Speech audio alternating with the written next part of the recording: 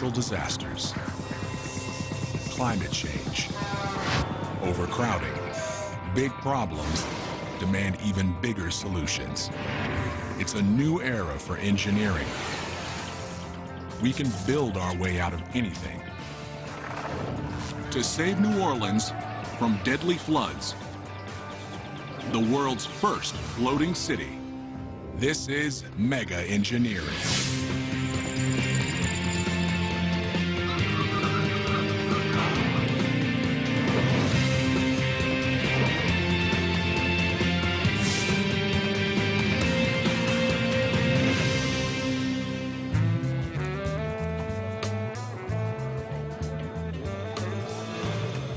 And it wouldn't be New Orleans if we didn't have a French Quarter.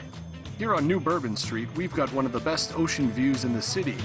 Actually, it's all ocean views in this city.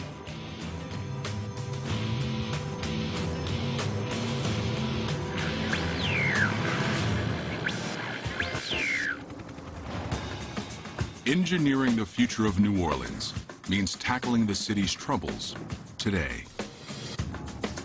This historic city, home of Dixieland jazz, beignets, and buskers, is under siege. Increasingly, fierce hurricanes threaten to drown this jewel of the South. Over 150 years ago, this was America's richest city. But in recent years, devastating floods have brought the Big Easy to its knees. Situated at the bottom of a giant bowl-shaped geological depression, New Orleans is surrounded on all sides by water. Lake Pontchartrain to the north, Lake Borgne to the east, and the mighty Mississippi to the south. Global warming is increasing the number and ferocity of storms. Water levels have risen nearly a foot. And all the while, the city's weight is causing it to sink slowly into the wet Louisiana soil at the rate of an inch a year. When Hurricane Katrina hit the city in 2005, the storm surge submerged 80% of New Orleans.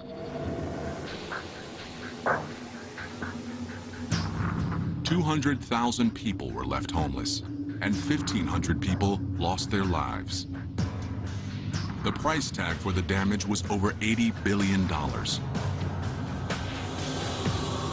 Nearly 4 years later, New Orleans is still picking up the pieces and trying to answer one burning question.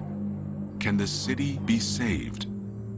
Over 160,000 citizens who evacuated during Katrina have never returned. But what if this broken community could be rebuilt with a radical engineering solution that would place the city above the water forever? That's the hope among the owners of new houses like these who refuse to give up. Located in the lower 9th Ward, the worst hit part of the city, each house stands higher than Katrina's 8-foot floodline. Collins Foots is a New Orleans native of 40 years who is determined not to let another hurricane shake him. The way they build this house, it's supposed to can take 140 miles an hour wind. You got that storm-resistant glass on it, with a 2x4, whatever hit it, won't break it, you know? The main floor rests 8 feet above the ground, on piles driven 35 feet deep into the clay-like soil. This house, the way it's built, it'll be here for my great-grandchildren. Yes, indeed. This house is safe, as long as there is no storm worse than Katrina. But if the next storm brings waters higher than the last, even this house will be underwater. The next time the next one hits, those buildings will not survive because structurally they're the same buildings that blew apart in the first place.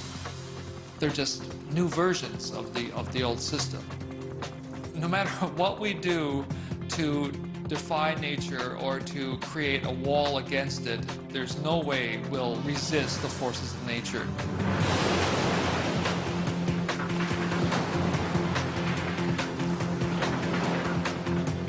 So rather than fight the inevitable, some engineers are proposing an audacious new plan. Float the entire city. By cutting the cord with land, homeowners will always remain high and dry. And there are financial advantages. Collins Foot's house requires costly support piles driven deep into Louisiana's wet clay soil, as well as expensive storm-resistant glass and wood. Neither would be required in a new New Orleans, floating offshore from the old city, rising and falling with the water, no longer drowning beneath it. So in a way, we're asking nature, can we borrow the water and try this experiment with the hope that the conclusion of the experiment will make our relationship with nature that much better globally? It's not as crazy as it sounds. Technology has recently caught up to the idea. Advances in material science, nautical design, and maritime construction make a floating city possible. Can you build it? Yes, you can. Whatever it is, yes, you can build it. It's not a question of whether you can do it, it's a question of how you do it. For a floating New Orleans to succeed, it has to do one thing the old city couldn't. Survive a killer hurricane. To do that, designers will need to study Hurricane Katrina and the engineering failures that ensued. Until we learn the lessons from nature, we will continue to have buildings and environments that are devastated by natural disasters. And New Orleans is a perfect example of that.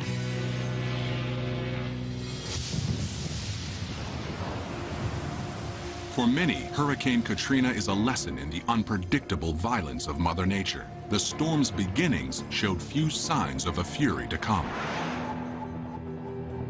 You know, Katrina grew from a disturbance that came across the tropics, and its first landfall was right across South Florida. And at the time, it really didn't look like much. The winds were barely at a Category 1 system. But as Katrina blew past Florida, the storm suddenly took a turn for the worse. It entered into an area of the Gulf of Mexico, the hottest water throughout the tropics. So here was an incredible energy source for this system to absorb. And it did. And it grew. And it grew into a major system.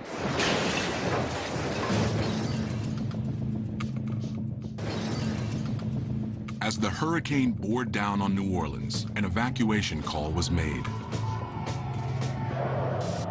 Many fled, but others assumed the city's defenses, levees, flood walls, and canals would shield them as they had in previous storms. But this time was different. New Orleans could have survived Katrina's wind and rain, but it was Katrina's 30-foot-high storm surge that overwhelmed the city.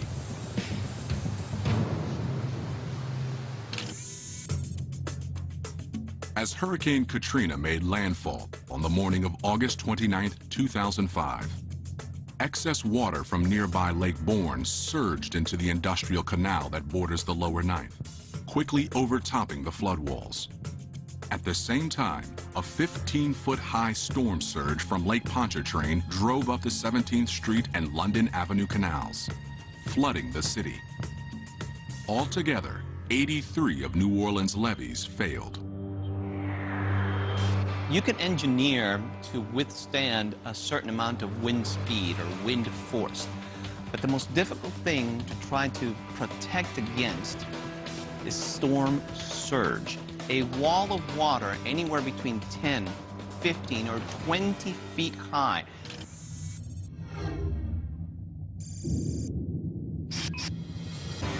Oh, it was devastated after the storm, man. You couldn't even get in here. Never seen nothing like it. My house, it was pushed off the blocks, but it didn't tear them up. And the rest of them was gone. You didn't know what wasn't what, you know? Hope I don't have to go through nothing like that no more. Experts say a floating New Orleans would be the most effective way to neutralize the threat of storm surges. But engineering a floating city would be a daunting undertaking. The first critical problem is making the city float. The city's base must be designed to be both flexible enough to withstand turbulent waves and stable enough to support hundreds of buildings and hundreds of thousands of people. The city could initially be anchored near shore to tap into the resources of the old New Orleans. But the threat of storms and the lure of fertile fishing grounds could necessitate leaving the land behind altogether and floating out into the open sea, where it would need independent infrastructure to produce power, food, and water, and robust defenses to protect its people.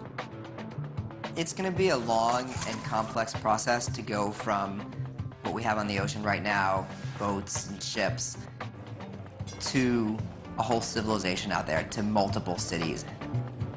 I want to build something that's like America was at the beginning of the 20th century, where the best and the brightest and the hardest working people from all over the world say, I know if I can go here and work hard, I can make a new life for myself.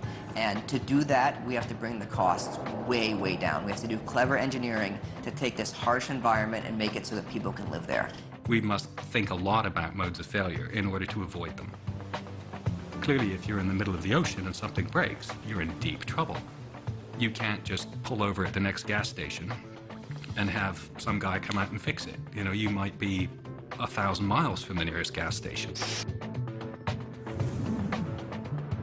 The stakes are sky high. New Orleans cries out for a solution big enough to meet its problems. What's the logical starting point in engineering the world's first floating city? Cargo ships. The biggest vessels roving the world's oceans today. The cargo ship fleet hauls more than 2 billion tons of cargo a year.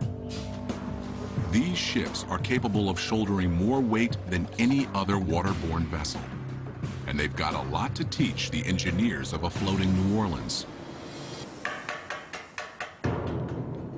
Here at NASSCO Shipyard in San Diego, this 300,000-gallon supertanker is just a few months from completion.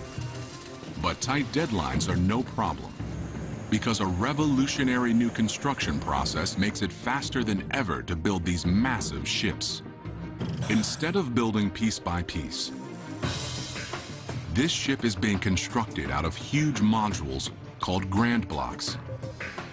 This shipyard is possibly the world's biggest assembly line, with specialized teams working in parallel on multiple Grand Blocks, pre-outfitting them with plumbing, electric, and ventilation, producing house-sized sections that can be lifted and slotted into place. Modular building is the fastest way to go, and has led to an explosion in the epic size of cargo ships. The largest have lengths of over 1/4 mile and a carrying capacity of 156,000 metric tons. It seems amazing that a supertanker can ever keep afloat. But surprisingly, the key is the cargo ship's massive bulk. To carry so much weight, the ship must distribute it over as large an area as possible. In contrast, smaller boats don't carry heavy loads, so they require much less surface area on their undersides to stay afloat. But they pay a price for their small size in another area: lack of stability. Anybody who spent 5 minutes in a canoe with a paddle in one hand and a beer in another will work out really quickly what the effects of not enough stability is. The slightest shift in balance on a small boat can be enough to tip it over. But the massive size of long, wide cargo ships makes them super stable. If you've got, you know, something that's 10 meters wide and 10 meters long and 0.1 of a meter deep, then your buoyancy is arranged over a huge area. So you can have all kinds of people running around on the top of it, and it's not going to make much difference in global terms to where the weight is, the center of gravity, because it's spread over a big area. That's key for a floating New Orleans, where the regular traffic of residents and constant new construction in the growing city would dramatically shift weight loads topside. If you have a long, wide structure, you can move your center of gravity around a lot without compromising the stability of your structure. The city's platform could be built from grand block-sized chunks, then assembled into a single massive structure. At NASCO, it's this intricate choreography of assembly that's the real art in the process. That's because grand blocks don't have a standard size and shape. In effect, each block is a uniquely shaped puzzle piece. Putting them all together takes dozens of shipbuilders. And these two 300-ton cranes. Around the shipyard, they're known as the Sumos. Hank Howe is the man who tells them what to do.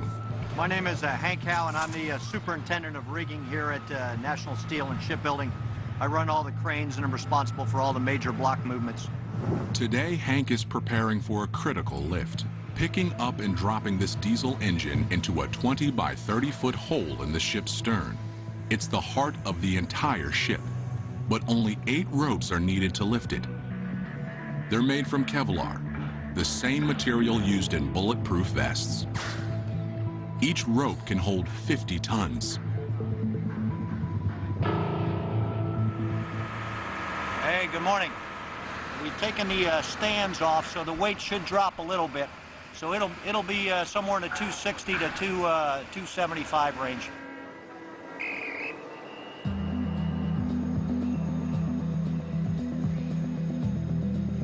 Hank has supervised over 700 grand block lifts in his career. He says each lift is a unique puzzle, since every block is shaped and outfitted differently than its neighbor. Once the block is in position above the ship, it's ready to be lowered into place. And as you can see, there's an awful lot of tight clearances and tolerances. And the number one thing we want to do is get it down safely and not cause any damage. Hank and his team work with the crane operator 17 stories above them, nudging the 280-ton engine back and forth by millimeters, finessing it into place. Finally, Hank gives the word, and the engine settles onto its mount. My boss, when I first started working here, they said that shipbuilding is the 3 Ds. It's dirty, dangerous, and it's demanding. And in this particular case, I want to make sure that we don't ever look back on it and say we should have done something differently, either because we hurt somebody or because we damaged something. So I've got one of my guys that has on his helmet, it says chess, not checkers. And that's what we're trying to do.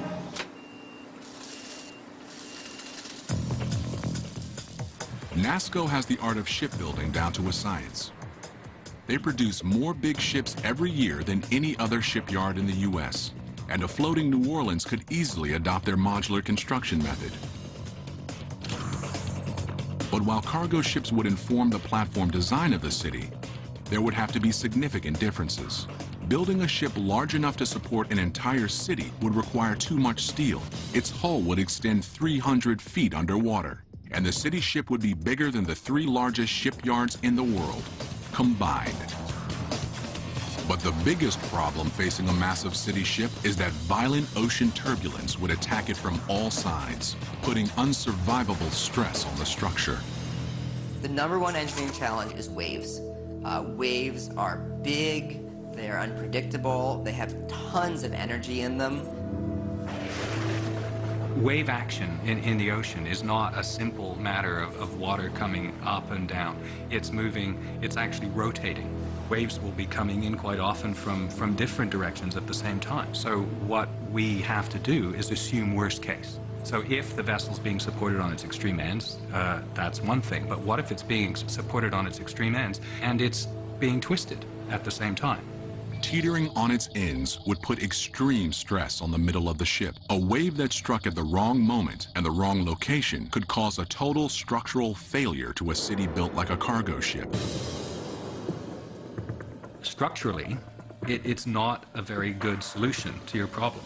It might be a beautiful solution in terms of buoyancy and in terms of stability, but structurally you're asking for trouble. So modeling the city on a cargo ship isn't the answer. For a floating city to succeed, engineers must build it both big enough to remain stable, but flexible enough to survive the role of chaotic Gulf waves. Until we learn the lessons from nature, we will continue to have buildings and environments that are devastated by natural disasters. We just have to admit that we were wrong and nature is right. And we'd better hurry up and study nature before it's too late. And what is nature's answer to the floating platform problem? Living islands of vegetation, floating freely on the surface of lakes, absurdly strong and very flexible. Instead of being rigid like a giant floating platform, you're more like a flexible membrane.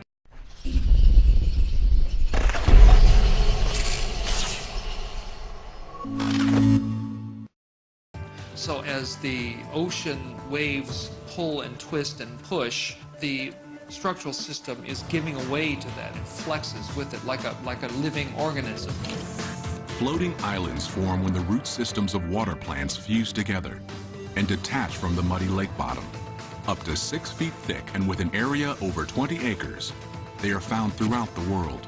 And here on Lake Titicaca in Peru, they have inspired man-made plant platforms capable of supporting villages of 2,000 people. These islands point the way for a floating New Orleans. Not a single rigid structure, but hundreds of small interlocking platforms join to form a massive superstructure, big enough to stay stable, but flexible enough to roll with the water.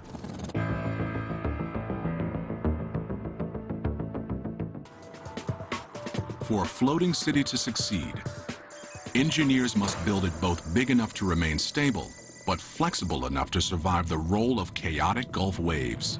You're not considering one monumental platform that then has to deal with whatever the nature and the sea is throwing at it. Now what we're talking about many smaller things that can be connected flexibly so that they can move up and down relative to each other, and if the big wave comes through, it allows the whole thing to move up and over the wave. And that's the secret. That's the way nature would create a giant structure like that. The same idea is getting traction in a country 5,000 miles away.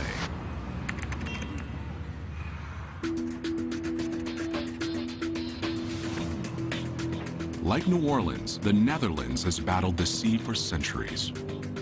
It lies below sea level and is protected by dikes, high flood walls similar to levees. But sea levels are rising, creating what the Dutch call new water. Expanding lakes on Amsterdam's edges that strangle growth and threaten to put the city underwater. This has led to a radical new solution. An increasing number of families are choosing not to avoid the water, but to move on top of it into houseboats.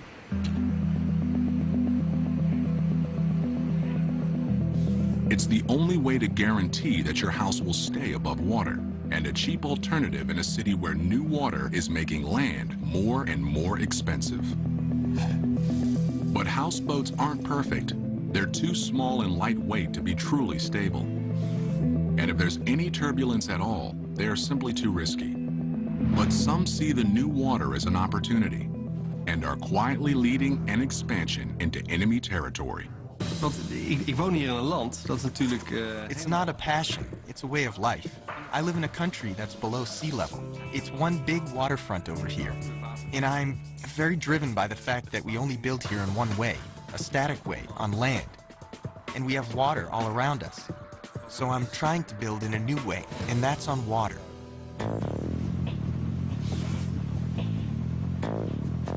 This is Cohn's shot across the bow in the Floating City Revolution.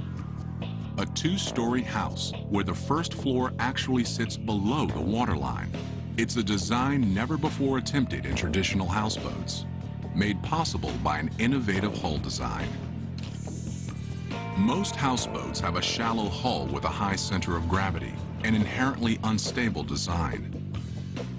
But Cohn's house utilizes a deep hull that dramatically lowers the center of gravity. Additionally, a ring of dense concrete around the edge of the hull helps distribute the load across the entire floating house. It means the structure is much less sensitive to waves than a traditional houseboat would be, yet still moves up and down with minor fluctuations in water levels. In the new New Orleans, deeper platforms under taller buildings would stabilize them, and ringing platforms with concrete would neutralize the shifting weights of the working city above. For Cone, individual houses are only the beginning. Well, if you're talking about urban development, it's not only about housing. There's so many types of buildings you need to create a complete city, like hotels, churches. We don't only design these houses, but we try to design a complete toolbox of solutions that can be used to make a city on water. Cone is making his grand plans a reality. In a new floating suburb currently under construction, Rolf Peters is Cone's chief engineer.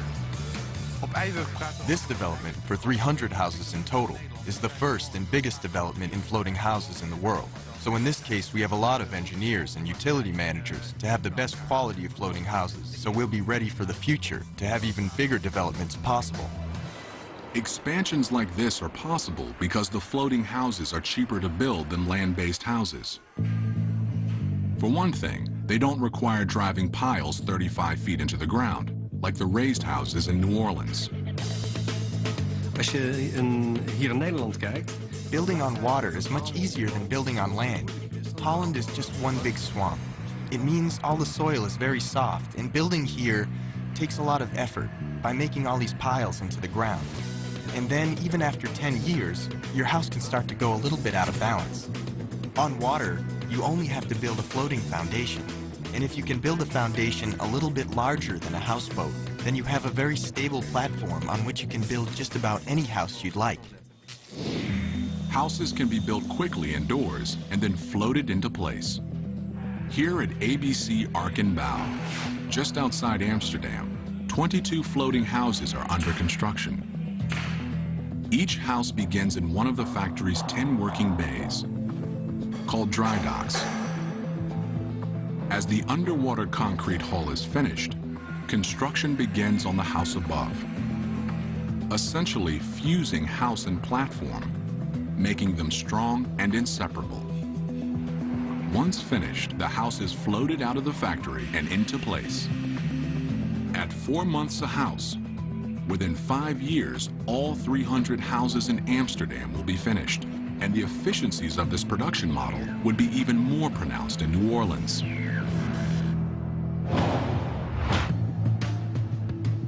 Thousands of buildings could be built in just a few years in a land-based factory, then floated out to the city and connected to each other.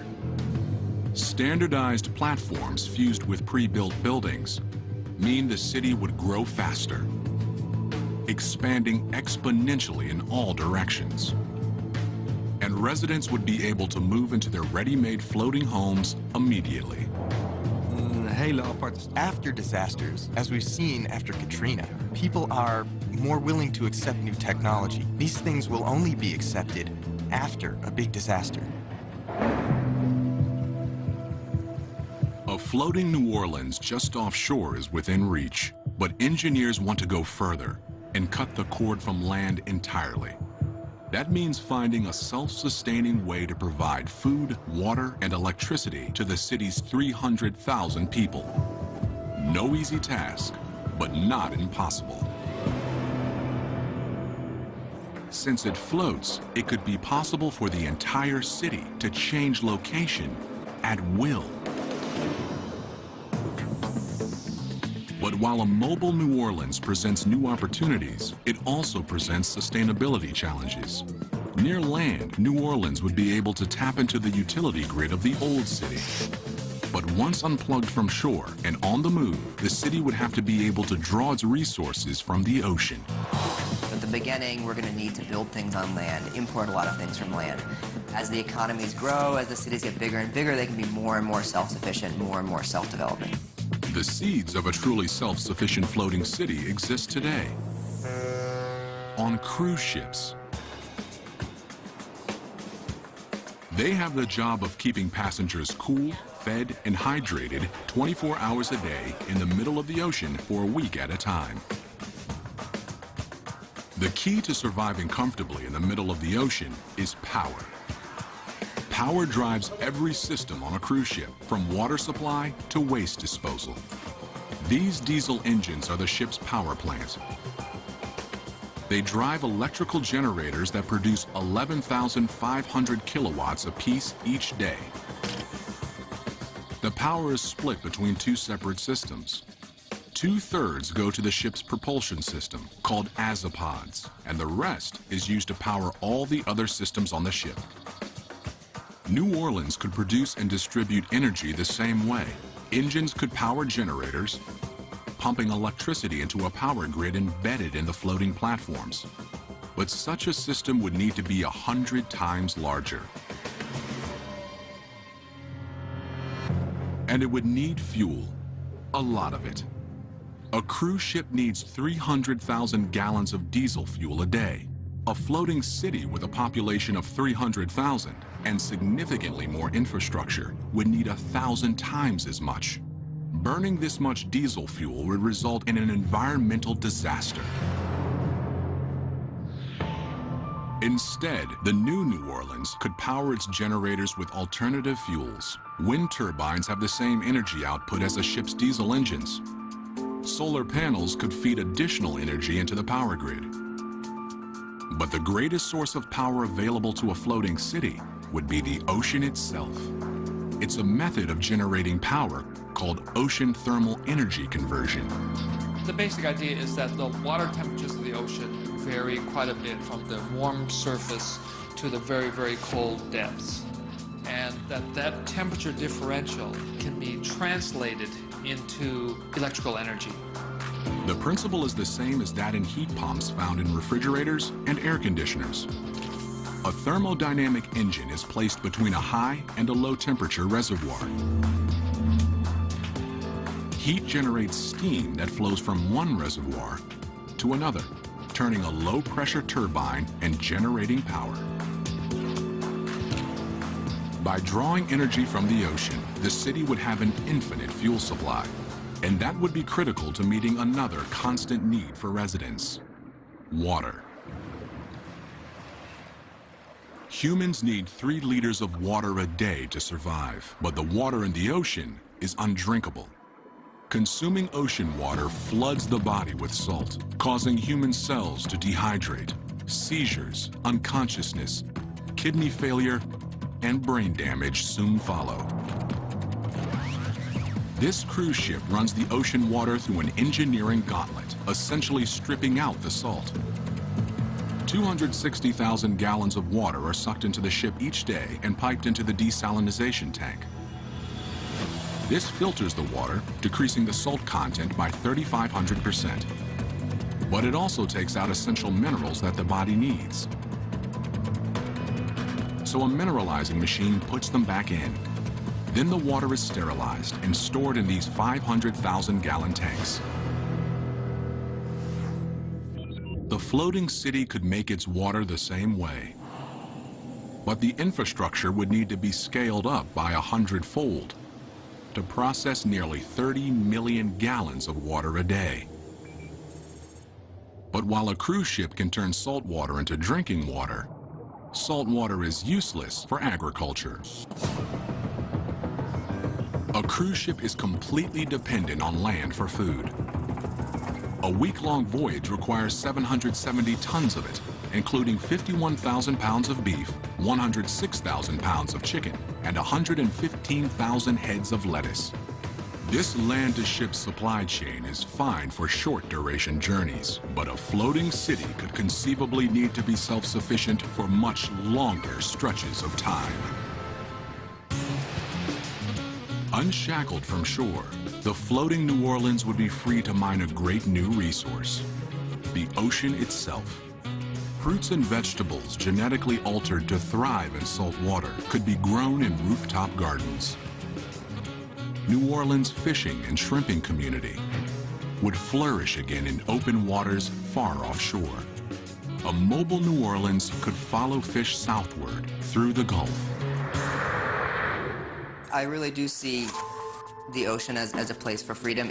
Part of it is that it's the last unclaimed frontier. All land is claimed right now. Every rock above water at high tide is claimed because it extends fishing and oil rights for some country. So the ocean is really, as some people have said, the last free place on Earth. As the city moved away from shore, it would still need a means of resupplying essential goods. But the Gulf of Mexico is volatile, especially during the stormy summer months. And in emergencies, relying on supplies from slow-moving ships isn't ideal. If there's a weather situation that prevents supply ships from bringing in reinforcements or food and things like that, that can be a very difficult time for people on the water. The city would need a lifeline in tough times. And these could be the engineering answer New Orleans is looking for. These could be the engineering answer New Orleans is looking for. They're called unmanned surface vessels, or USVs for short. The high seas are lawless. New Orleans would need robust defenses to counter the greatest man-made threat on the ocean today: pirates. A floating New Orleans would be an all-too-attractive target. As a first layer of defense, unmanned surface vessels would be the floating city's guard dog. In a floating city concept, the unmanned surface vehicle offers the ability to put humans out of harm's way and provide a capability to know where the threat is and execute against that threat. The fleet of USVs equipped with sonar would be able to type and track every craft in their vicinity and share information to patrol the waters around Navy ships. The USVs could repulse threats safely, miles away from the city. Today's threats that are emerging are faster, stronger, quicker, and these unmanned surface vehicles are geared to respond rapidly to those threats. But New Orleans won't have conquered all its demons until it passes a final test. Hurricane season.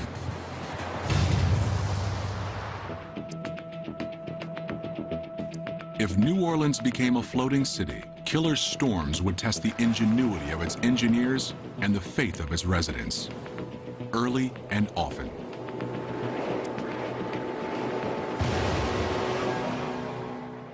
Imagine fishing season has led the floating city 300 miles from shore, and thousands of late summer tourists have flooded the French Quarter.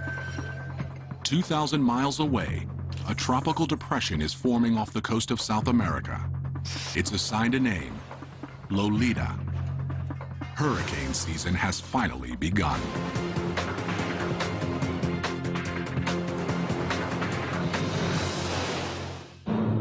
Now, typically, most systems happen throughout the Atlantic Ocean. And then the Bermuda High pushes these systems through the Atlantic Ocean and then into the Caribbean and the eastern U.S. From June through September, the region averages over 10 storms. It's Phil Farrell's job to keep a close eye on the skies.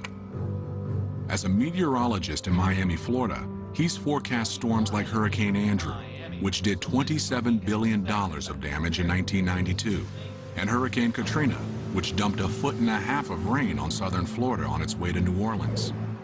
Unfortunately, storms these days are getting worse and worse. That's because global warming is raising water temperatures in the Atlantic, and warm water is fuel for hurricanes. It's bad news for a floating city. Since the 60s, the water temperature in the Gulf of Mexico has gone up 1/10 degree. That may not sound like much, but if it continues to warm up, that's just extra energy for hurricanes to use to grow bigger and stronger. Fueled by summer heat, Lolita's loose cluster of thunderstorms swirls faster and faster. Tropical Storm Lolita is picking up steam in the Atlantic. We're going to keep an eye on this one and keep you updated as the situation changes. As Lolita pushes into the Gulf, it feeds on energy in the hot water currents beneath it. The thunderstorms churn faster, Winds exceed 100 miles an hour, and waves tower more than 20 feet high. Tropical Storm Lolita is now a full-fledged hurricane, growing in power while Gulf Stream winds drive it straight into the path of the floating city. Hurricane Lolita is picking up intensity. This is going to be a big one. If you're out in the open water, you are on your own. The waves coming at you, getting bigger and stronger, and it's a destructive wall of water. How do you engineer against that? It's a very difficult thing. But the new city is engineered to ride out such storms. To a point, the storm surge rolls under the city's modular platforms instead of crashing over them, and wind damage is minimal because of the city's low-profile skyline. But while its defenses are adequate for a relatively minor Category 1 or even Category 2 storm, more powerful hurricanes are a different story. On the ocean, storms can shift gears without warning. The intensity of a storm can change dramatically in a matter of hours, and that's the real danger with these systems.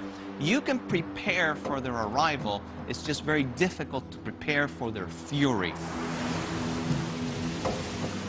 In the old New Orleans, citizens handled hurricanes by fleeing. Mandatory evacuations during Katrina saved many, but not all. Floating city planners aren't willing to take their chances this time. There's no reason to meet one of these monsters head-on, because you're always going to lose. No matter how well designed you think it is, no matter how strong you think the structure is, get out of the way. Winds are picking up to 140 miles an hour. The storm surge looks like it could be extremely dangerous. We could be staring another Katrina in the face. Evacuating 300,000 people via rescue ships or unmanned surface vessels would be unrealistic in the middle of stormy seas. And even if it could be done, there might be no land close enough to evacuate to. Some have proposed another solution. Instead of evacuating people, the entire city could be designed to get out of harm's way. It could be done with the help of a state-of-the-art propulsion technology called the Azipod. The Azipod is a combination propeller and rudder, capable of driving a ship in any direction and turning on a dime. An array of Azipods could be installed underneath the floating city, giving it maximum propulsion power and total freedom in any direction. But when facing a deadly Category 5 bearing down at 25 miles an hour, the city would have to move fast. Lolita's getting too big. The city's tall, heavy downtown modules could potentially be too cumbersome to move quickly. But downtown could be evacuated into residential modules that scattered before the storm.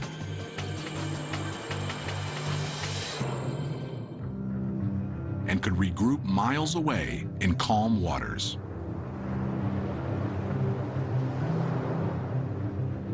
It's a project many say is impossible, even reckless.